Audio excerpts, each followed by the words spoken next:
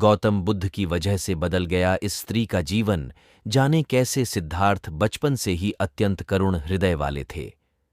वह किसी का भी दुख नहीं देख सकते थे। इतने प्रयासों के बाद भी 21 वर्ष की आयु में उनकी अपने राज्य कपिलवस्तु की गलियों में उनकी दृष्टि 4 दृश्यों पर पड़ी। ये दृश्य थे: एक वृद्ध विकलांग व्यक्ति, एक रोगी, एक पार्थिव शरीर और एक साधु।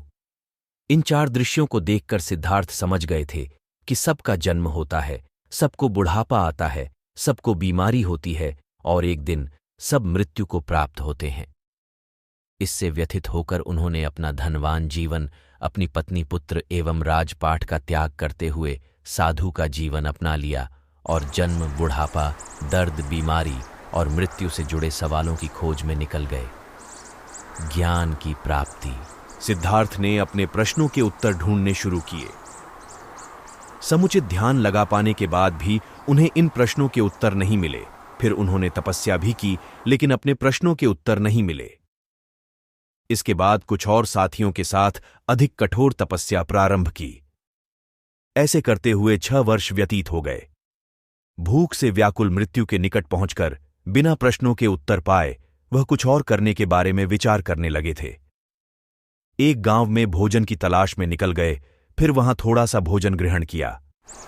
इसके बाद वह कठोर तपस्या छोड़कर एक पीपल के पेड़, जो अब बोधि वृक्ष के नाम से जाना जाता है, के नीचे प्रतिज्ञा करके बैठ गए कि वह सत्य जाने बिना उठेंगे नहीं। वह सारी रात बैठे रहे और माना जाता है यही वह क्षण था जब सुबह के समय उन्हें पूर्ण ज्ञान की प्राप्ति हुई थी। उनकी अविजया नष्ट हो गई और उन्हें निर्वण यानी बोधि प्राप्त हुई और वे 35 वर्ष की आयु में बुद्ध बन गए। बुद्ध को शाक्य मुनि के रूप में भी जाना जाता है। 7 हफ्तों तक उन्होंने मुक्ति की स्वतंत्रता और शांति का आनंद लिया। प्रारंभ में तो वह अपने बोधि के बारे में दूसरों को ज्ञान नहीं देना चाहते थे। बुद्ध का मानना था कि अधिकांश लोगों को समझाना बहुत मुश्किल होगा। मान्यता है कि बुद्ध को स्वयं ब्रह्मा जी ने अपने ज्ञान को लोगों तक पहुंचने का आग्रह किया था, फिर वह इस पर सहमत हो गए।